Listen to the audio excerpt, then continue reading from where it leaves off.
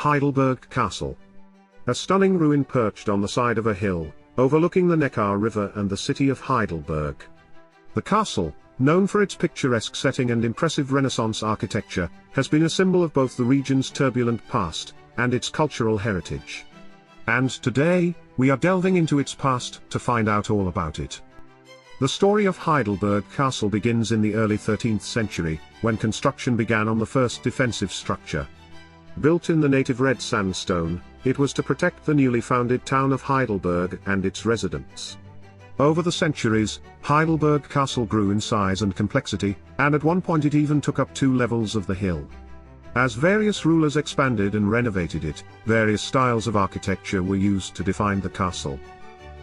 In the early 15th century, Prince-Elector Ruprecht I thought the original castle was too small for him and his entourage. And so he expanded it into a grand regal residence, mainly in the Gothic style.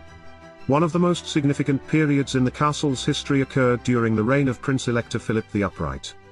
In the late 15th century, he added the Otto-Heinrich and Friedrich buildings, using elements of German Renaissance.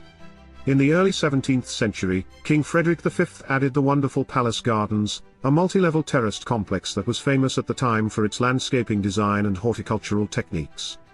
By then, Heidelberg Castle had reached its zenith as a Renaissance masterpiece, and became a symbol of the region's prosperity and cultural richness.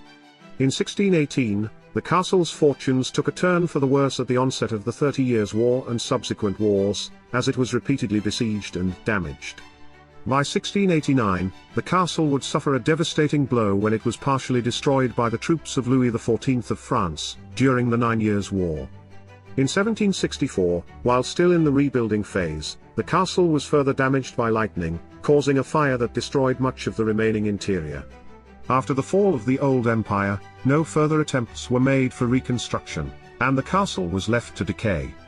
By 1800, the ruins had become a source of building materials for the citizens of Heidelberg.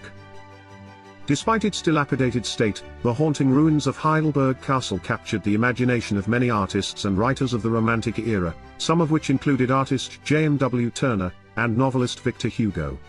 When French artist Charles de Graimberg arrived on the scene in 1810, he decided he would devote his life to protecting the beloved castle ruins he had spent countless hours drawing.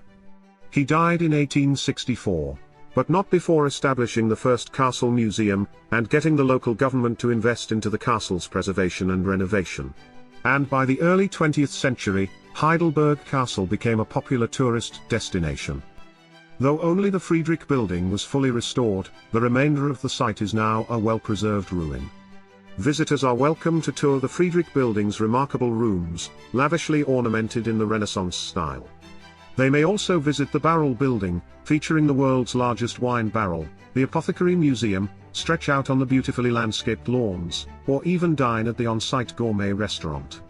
Today, Heidelberg Castle is an iconic landmark that attracts 3 million visitors each year, who come to explore its well-preserved ruins, and enjoy panoramic views of the city of Heidelberg from the castle's terraces.